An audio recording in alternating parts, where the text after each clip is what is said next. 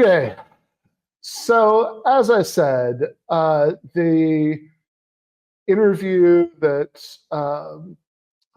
today, I'm going to be talking to Nicholas Versailles about capitalism and socialism and freedom and unfreedom and economic exploitation, or more precisely, I already talked to him about all those things because he's in Europe and the time difference didn't make it possible to do it live, but I'll be showing you guys the pre-recorded interview, and I'm excited about sharing it. It's a good conversation. And it's not the main subject of that conversation. But of course, one thing that we did get into over the course of it is we touched on libertarianism, which I suppose you should expect, because libertarianism is a big alternate way of thinking about freedom and unfreedom and what kinds of economic arrangements count as being as being exploitative or extractive,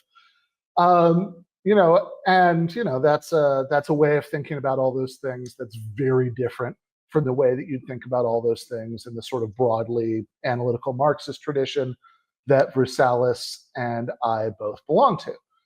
And this is exactly the argument I'm used to having with libertarians.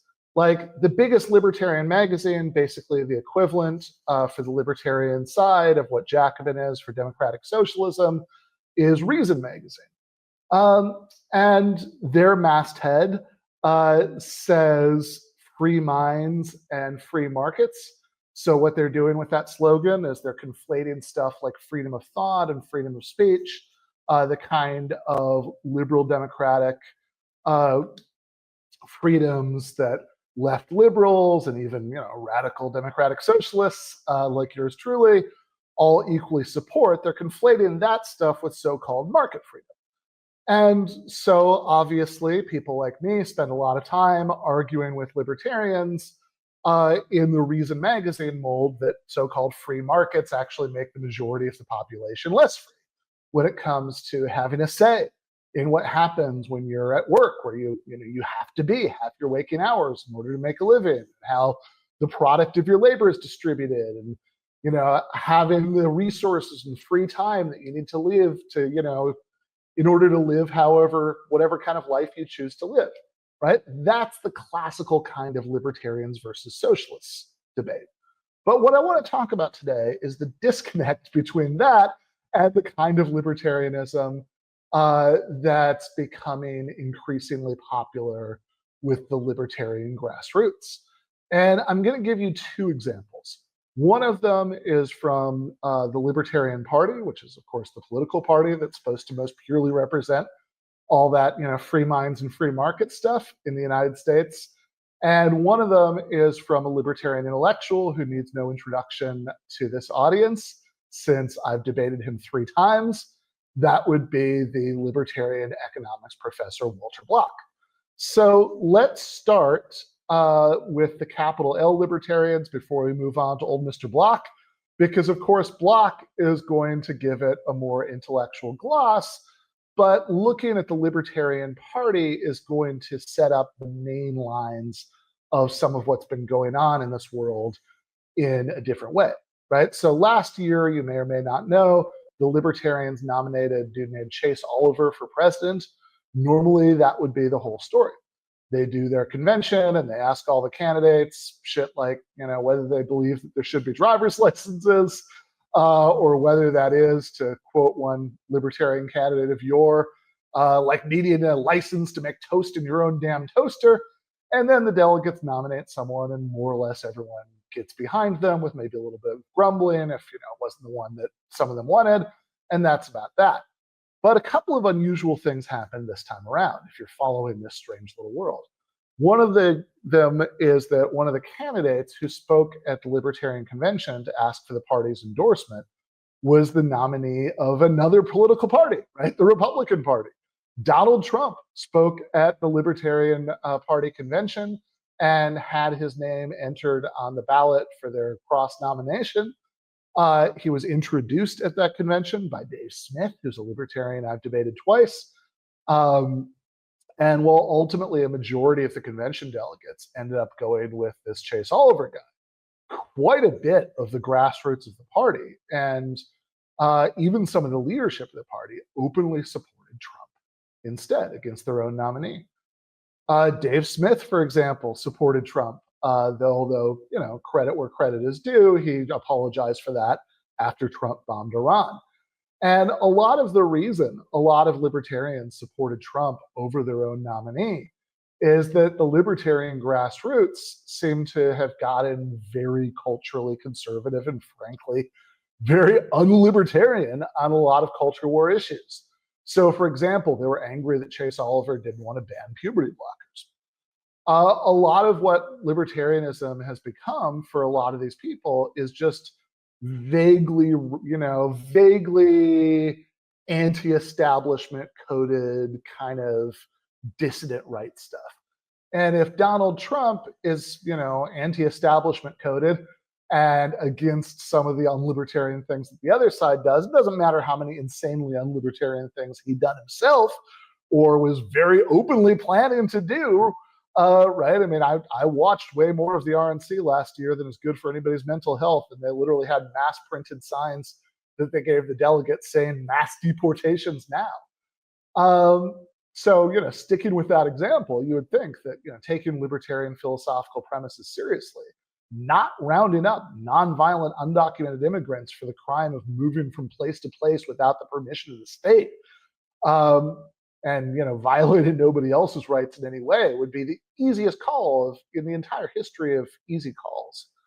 But a lot of grassroots libertarians and a lot of libertarian influencers have all these convoluted rationales about how, for example, undocumented immigrants might end up using taxpayer-funded social services, so therefore it's libertarian to round up families of peaceful but unauthorized immigrants and kick them out of the country, or keep them in cages until you kick out of the country, until such time as the welfare state is abolished. Which, man, if we're going to play that game, it is amazing how many libertarian policies you could justify opposing this way. I mean, I'm borrowing this point from Chris Freeman, who's a libertarian philosophy professor I actually spend a lot of time fighting with on social media about economic issues, but he's obviously right about the analogy here.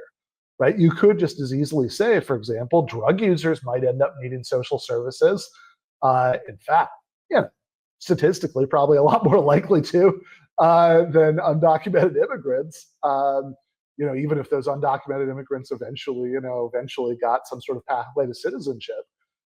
Therefore, you could argue drugs should be illegal on libertarian grounds until such time as the welfare state is abolished. It would make exactly as much sense. Or they'll say, well, there shouldn't be such a thing as public property. All property should be privatized, down to the sidewalks. Libertarians are crazy. But as long as there is public property, it should be thought of as something like the joint private property of American citizens. Therefore, the same way you can say that, people can't travel across your private property. It's no problem on libertarian grounds to want to round up and kick out immigrants, which, man, as little as I like that conclusion, this is a fun premise. We might as well say that as long as public roads exist, there should be no libertarian objection to a future socialist government, if it had enough mass support, preventing UPS from using those public roads to compete with the United States Postal Service. Right? But whatever. These are not serious arguments. These are weird attempts to reconcile official libertarian premises about non-aggression and all of that with the kind of politics that grassroots libertarians vibe with, because again, so many grassroots libertarians are just redefining libertarianism as vaguely anti-establishment coded, dissident right stuff. So you had all these libertarians vote for Trump. In fact, it may have been a real factor in putting him over the top in some of the swing states, because a lot of libertarians in those states who might otherwise vote third party ended up voting for Trump. And one of the worst offenders was this woman, Angela McArdle, who is the national chair of the Libertarian Party during the election. She isn't anymore. She stepped down earlier this year. And she seems to have been a big influencer in driving grassroots libertarians into the Trump camp. In fact, one of the last things she did before she stepped down, I was just reading about this, this afternoon was award Donald Trump a lifetime honorary membership in the Libertarian Party, which allowed her to tweet this amazing, I suppose, technically true thing that, I quote, "We have a libertarian president." That's beautiful. Not so beautiful is the fact that in the real world, the Trump administration is the most authoritarian presidency in recent American history. During his first term, I would have said George W. Bush was more authoritarian. And, if you look at the actual points they've both put on the board in terms of rolling back civil liberties compared to where they were, you can still make a solid case that Bush is still ahead in points, but Trump has just been rampaging to catch up as fast as at all possible. He's got 3.5 years left.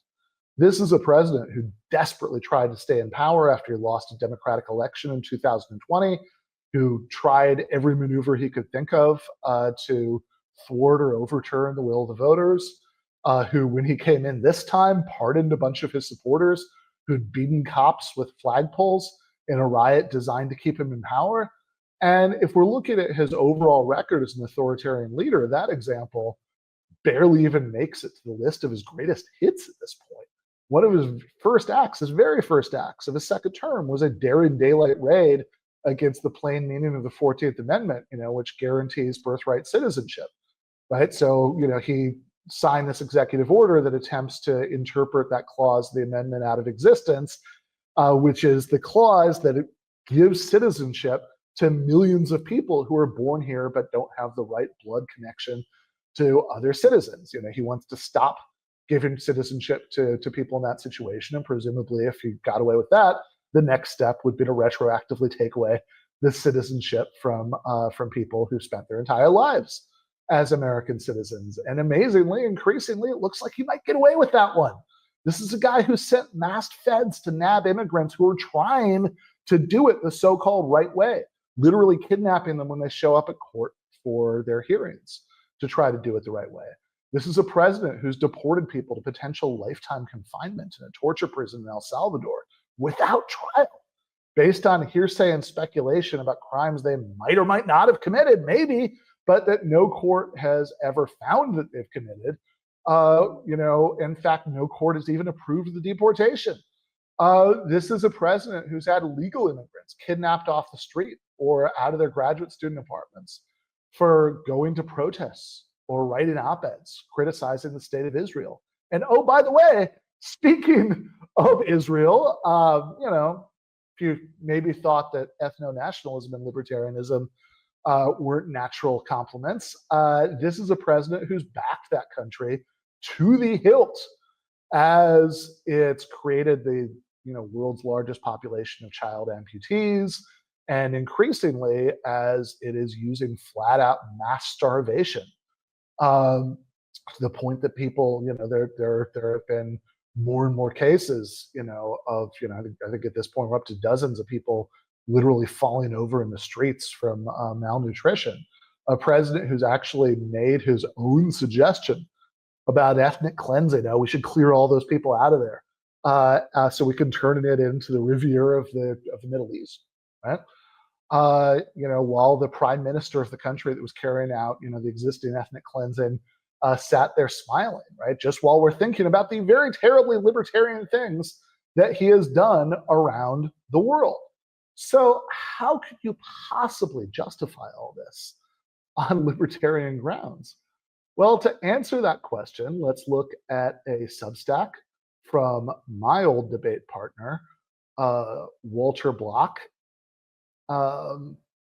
who called grading President Trump's first 6 months. So we're not going to go through the whole thing, but I just want to give you a flavor. Here's how it starts out. In filling out President Trump's report card, it is important, first off, to say where it is that I am coming from in terms of political economy and philosophy. If I were a Marxist, like my old high school buddy Bernie Sanders, that is actually true. He did go to high school with Bernie. They were on the track team together. I would award the Donald an F plus. He must have done something right, but don't ask me what. Okay, so context here. Block is a longtime libertarian for Trump, a longtime advocate of libertarians in swing states voting for Trump, even if libertarians in safe states voted for the libertarian candidate. He was saying all that, I think, back in 2016. Certainly he was saying it all in 2020. And on the show, we've played video of Block justifying that, by saying that the most important thing, right, this is something he said in this last election cycle, is that Trump is anti-war, right? That's what matters most, because the worst thing the state does, he says, from a libertarian perspective, is to go to war. And good God, you'd think that one at least would be out the window now. I mean, even ignoring all the hawkishness and aggression Trump did in his first term, surely after the last 6 months, we could agree that this was all bullshit now, can't we? Can't we? I mean, Trump came into office this time demanding territorial annexations from countries ranging from Panama to Canada to Greenland. And you can say, hey, that was all talk. I mean, everything with Trump is all talk until it's not, right? And how much, what crosses that line and what doesn't is a little unpredictable. But whether that was all talk or it wasn't, what definitely was not all talk?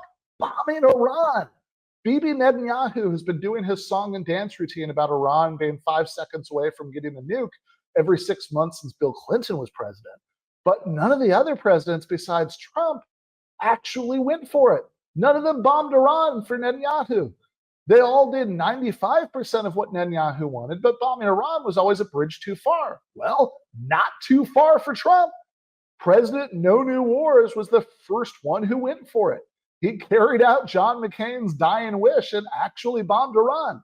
Literally, the only reason we're not actively at war with Iran right this second is that Iran's response to a surprise bombing while President Trump was pretending to be giving peace talks a chance was way, way, way more restrained than what any other country would have done in that situation. And so, thank God, things didn't escalate into an all-out war.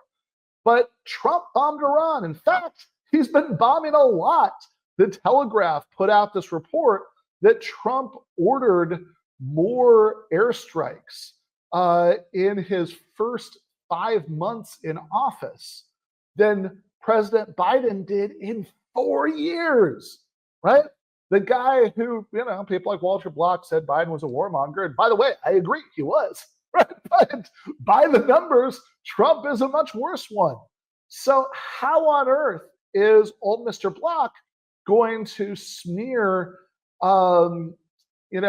this layer of anti-war libertarian lipstick on this particular pig? Well, let's find out. What does he say? He says, as it happens, I'm an anarcho-capitalist. The most famous adherents of this view are Javier Milei and Murray Rothbard. Here, that government is best, which governs not at all. Or to turn things around a bit, we should have some 8 billion governments, one for each of us, so that we would all be sovereign. In this case, Mr. Trump would get at least a B, since overall he is reducing the size and scope of government, a virtue. So what he's talking about here is Trump doing, market deregulation, and like Doge in the early months of the Trump administration, going after a bunch of federal regulatory agencies that reined in how much businesses could abuse workers and customers, and the one big beautiful bill encoding a lot of that stuff into law. So if that's the only sort of dimension of government that interests you, how much it regulates business, yeah, okay, I could or how much social services it gives out to desperate people who need it, right? If those are the only dimensions of government that interest you, I guess I could understand what it would mean to say that Trump has shrunk government. But if I don't know the ability of government to arrest people, whether it needs to even put them on trial to arrest people, like giving, under the terms of the big beautiful bill, giving ICE, right, an agency that exists to round the people up and put them in cages and deport them, just because they came in without permission of the state. right? Under the big, beautiful bill, ICE has expanded so dramatically that it's now by far the best funded government agency. It actually has a bigger budget than the wartime Russian military. Yeah, you would think perhaps that would count as an expansion of government that would offend anarcho-capitalists, right? People who don't want any government, right? You would think that alligator Alcatraz, where you have like 38 people to a toilet, living in cages. They're members of Congress who've reported hearing people yell out, "I'm an American citizen, I'm an American citizen," because they were swept up mistakenly in alligator Alcatraz. You'd think that this is the sort of thing that would bother an anarchist, but apparently not, because Mr. Trump would get at least a B, he said, grading as an anarcho-capitalist. But he immediately announces he's going to grade from a more generous perspective than that. He says, "But I will not approach this grading business from that perspective. Rather, as a libertarian, I wear a second hat. As a combination of minarchism or minimal government libertarianism, a la folks such as Ayn Rand, Robert Nozick, and Ron Paul, as well as classical liberalism, the most famous advocates of which are Milton Friedman, Friedrich Hayek. Here, government exists, but is extremely limited. Yes to armies which protect us from foreign invaders, police who quell domestic marauders, courts to determine just who is who in terms of justice and adherence to the Constitution. By the way, I guess we don't give a shit about adherence to the Constitution when it comes to birthright citizenship. And maybe, sending people to prison in other countries without trial, my God. And maybe, especially in the second of those two moderate categories, just a little bit of government responsibility for contagious diseases and all other so-called public goods. Okay, so he's saying he has his first choice, but he's also willing to live in the real world a little bit and, kind of see things from a perspective that allows some role for government. And, I have a million problems with this document. That's not really one of them. I mean, I can kind of understand that by analogy if you're a Marxist in your theoretical commitments, but as far as what you think is possible in the day-to-day politics of 2025, you tend to think like a social democrat, right? That's what you can get done now. Then you can kind of see an analogy there. But how is this going to lead to giving Trump, to giving Trump credit? Well, let's find out. Said, "With this introduction, I am now ready to assign grades to President Trump. According to that childhood nursery rhyme, when he was good, he was very, very good. When he was bad, he was awful." I don't know that rhyme, but whatever. That pretty much sums up President Trump's first 6 months in office from this perspective. What are the specifics? 1, education. Harvard and my old alma mater, Columbia, of which I am duly ashamed, must head the list in this regard. What he has done with them and to virtually all institutions of so-called higher learning is nothing less than superb. As they stand, these universities are totally owned subsidiaries, the Democratic Party, the far left thereof, where Bernie and AOC and the rest of the squad roam. Donald is not trying to violate their rights of free speech or academic freedom. Walter, Donald Trump literally had a graduate student arrested, swept up off the street by federal agents, put in a cage for a long time, threatened with deportation for writing an op-ed in the campus newspaper critical of Israel. And you're going to say that Donald Trump has not threatened these universities, has not threatened free speech or academic freedom at these universities? He's imposed, right? He's used cutoffs of federal funds to get some of these universities to include sweeping new definitions of anti-Semitism, to include lots of things that would normally be understood as protected and in fact normal political speech, classified as anti-Semitism, has forced them to expand the bureaucracy that they're using to enforce this. And there's no violation of free speech or academic freedom, really? If a Democratic president had threatened to cut off funds from these things, if they didn't include, say, if like a lot of normal conservative and Republican speech wasn't classified as racist in public and punished as racism by the academic bureaucracy, you wouldn't see that. as a violation of academic freedom or freedom of speech. All right, that's interesting. So going on, I'm just going to,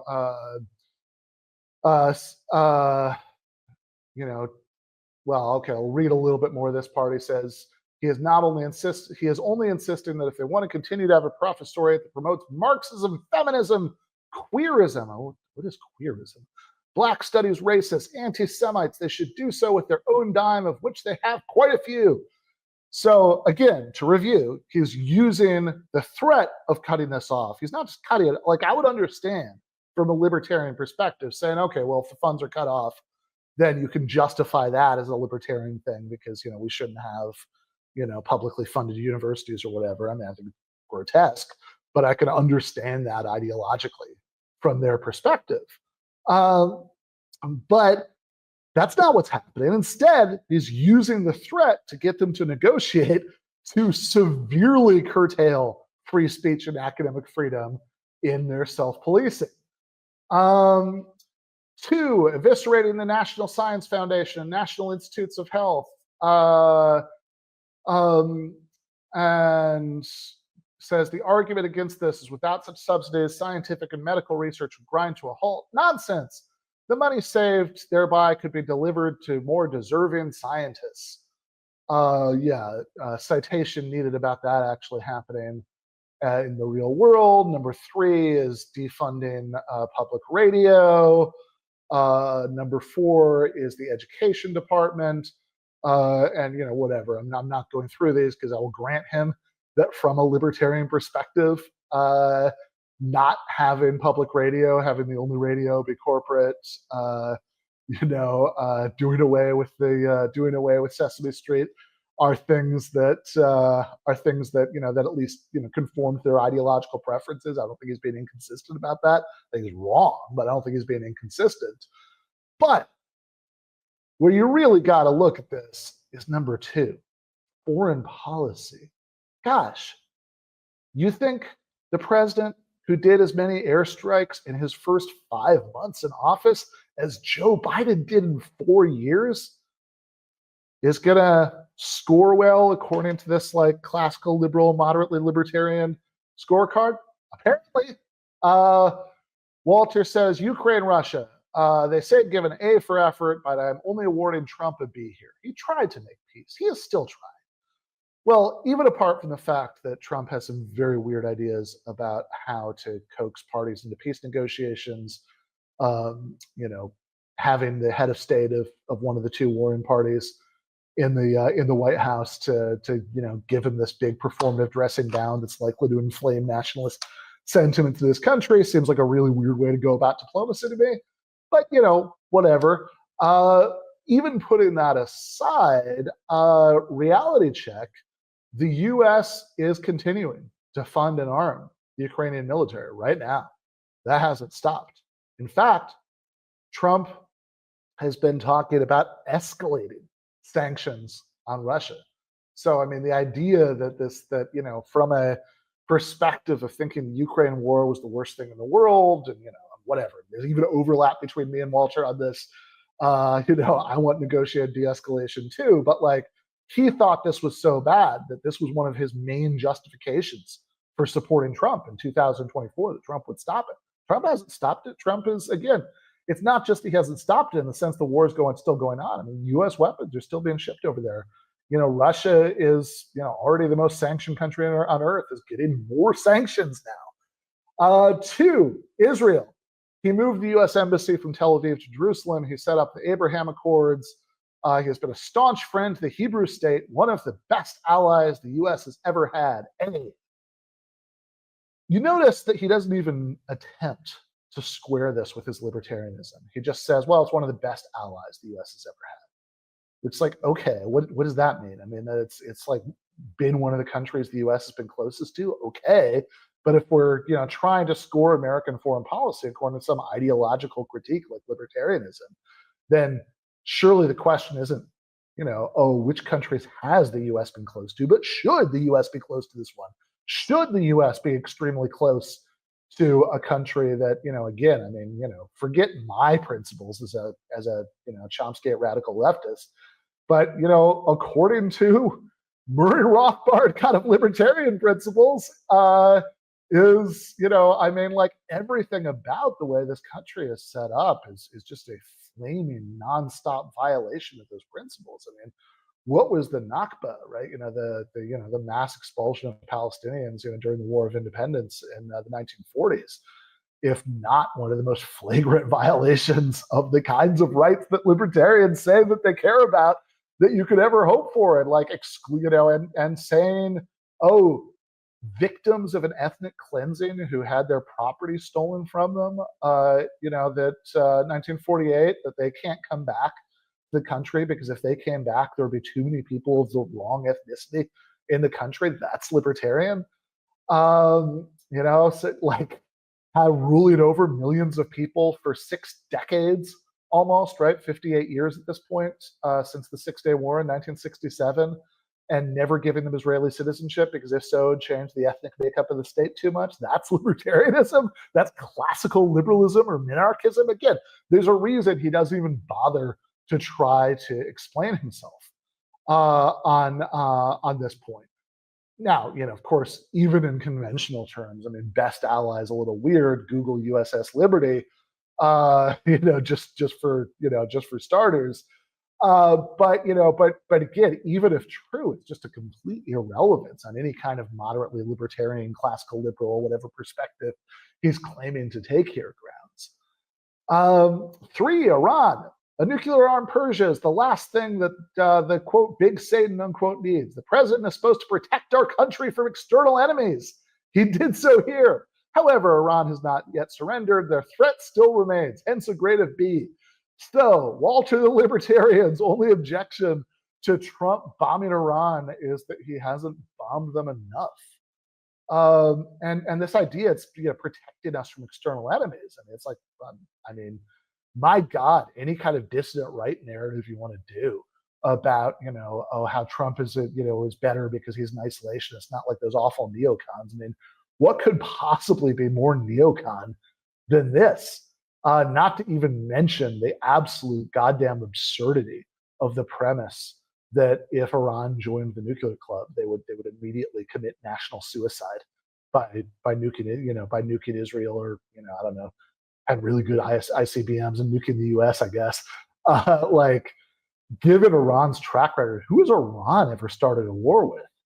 I mean, yeah, they've been interested in being a regional counterweight to Israel and the U.S. They certainly provide weapons and funds to various kinds of insurgent groups in other countries. But I mean, in terms of actual use of its own military, Iran has been extraordinarily restrained and cautious, right? Precisely because they very obviously do not have a collective death wish. Look at what happened after Trump bombed them, and they only did a token symbolic response, so it wouldn't escalate any further. These are the people that were, they literally, like, hours and hours in advance, they literally picked up the phone to say, hey, bombs are coming. Here's exactly where they're coming. We want to make sure that you've intercepted all of our missiles, because the last thing we want is for this thing to escalate. We're supposed to believe that this is such a grave threat to the U.S. that sort of classical liberal principles about how the government should protect us from foreign aggression justify preemptive warfare. Foreign aid, yeah. Peace. Trump has also orchestrated peace between India and Pakistan, Rwanda and Congo. He richly deserves a Nobel Peace Prize. More airstrikes in 5 months than Joe Biden, not exactly a dove, did in 4 years. 3, immigration.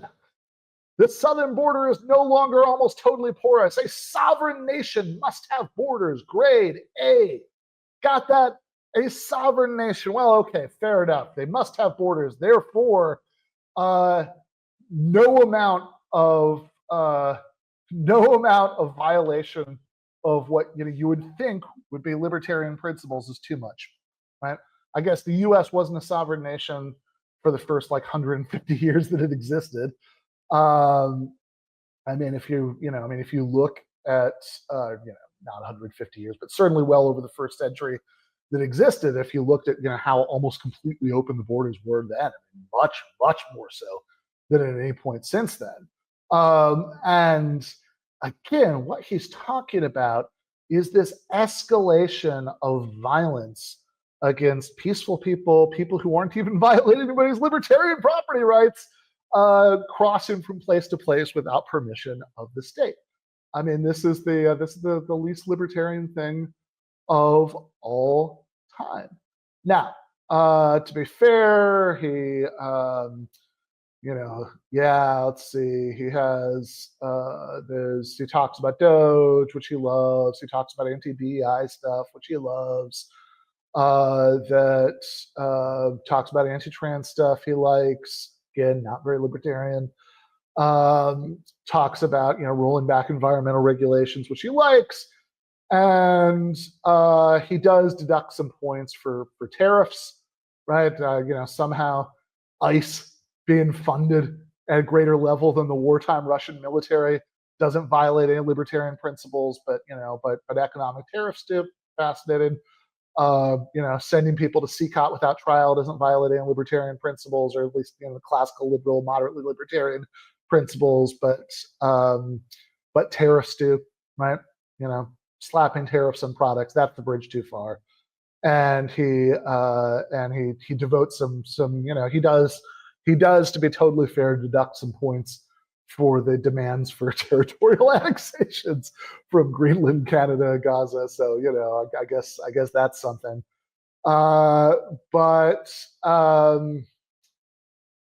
he says, to summarize, the report card is a mixed bag. Some aspects very, very good, others horrid. How would this compare had Kamala Harris been the subject of this report card? Pretty much straight F's on everything, except for giggling and word salad. A's there. All right. There you go. Thanks for that, Walter. And honestly, what depresses me the most about all this is that this is not the stuff that I want to fight with libertarians about. In fact, it's not really what I want to fight with anybody about. I want to be engaged in an ideological war where the liberal democratic basics, what in the Marxist tradition we call bourgeois democratic rights, are just a baseline everybody takes for granted. Those are battles that were fought and won a very long time ago. So what we have to fight about now is the economic questions that remain, the distribution of wealth and power of the means of production. And we can fight about all that stuff, right?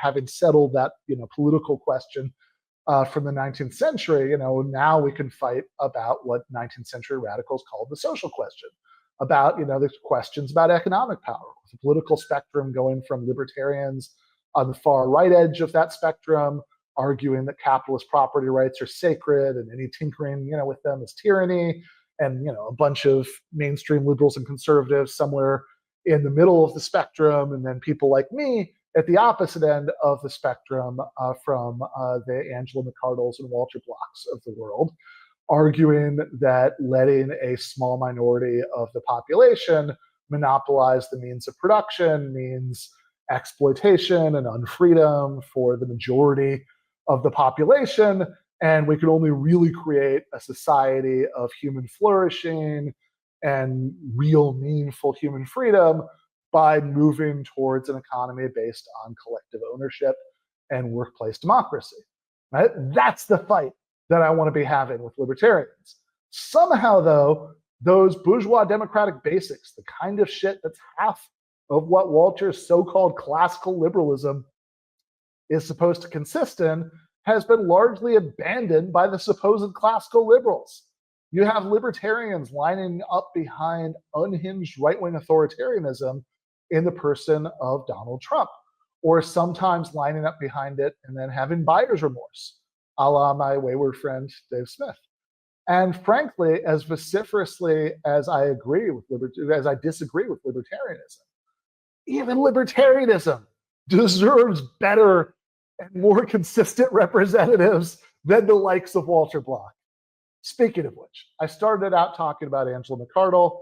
the chair of the Libertarian Party nationally, who did as much as anyone to influence libertarians to support re-empowering this erratic and rapidly cognitively declining authoritarian lunatic, Donald Trump. So let's end with her too. How has Angela been feeling about the first months of Trump? If she's done a full balance sheet, a full report card like Walter Block did, I missed it. But I did catch one tweet from her that's pretty relevant. 2 weeks ago, after the Trump administration ended the air travel rule that requires you to take your shoes off at security, she tweeted, and I quote, "TSA is no longer forcing us to take off our shoes. It's a small win, but I'll take it." And hey, I'm all in favor of not having to take your shoes off at the airport. I always thought that was pretty dumb, right? I always thought it was pretty dumb that after one incompetent attempt at a shoe bombing, the original one and only attempt didn't even work. We all had to take our shoes off forever. And whatever. I probably fly more than most people. It's a lot of what I do now. So I guess this one even does benefit me a little bit. Point to Trump there, but Jesus Christ, Angela. The deporting people to CCOT without trial administration, the kidnapping foreign students for writing op-eds administration, the alligator Alcatraz administration, the administration that just racked up ICE funding and the big beautiful bill to the point that, one more time, for emphasis, they have a bigger budget than the wartime Russian military. This is the administration that you led your supposed freedom movement to support, but hey, at least they're gonna let you keep your shoes on at the airport. I fucking hope it was worth it. Oh, wait, we have the, Ben's song first. Gotta be streaming.